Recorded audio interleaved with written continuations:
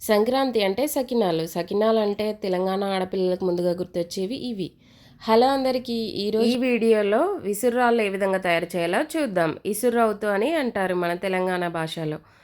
అయితే సకినాలు చేసేటప్పుడు తెలంగాణ ఇళ్లలో ఆడపిల్లలు ఉంటే కంపల్సరీ ఆడుకోవడానికి ఈ విధంగా అయితే చేయమంటారు. ఇసుర్రవుతు అంటే మామూలుగా తిరగలి అంటూ ఉంటారు చాలామంది. కానీ మా ప్రాంతంలో మాత్రం మేము ఈ విధంగా ఇసుర్రవుతు అనే అంటాము. సో, దానికైతే ఈ విధంగా చుట్టుకొని మిడిల్‌లో అయితే ఈ విధంగా ఒక స్టిక్ లాగా పెట్టుకోవాలి. అదొకటి తయారు చేసుకున్న తర్వాత ఇంకో సకినంని మధ్యలో ఈ విధంగా హోల్ ఉండేలాగా, చిన్న హోల్ ఉండేలాగా అంటే దాంట్లో అది తిరిగేలాగా అయితే మనం చేసుకోవాలి.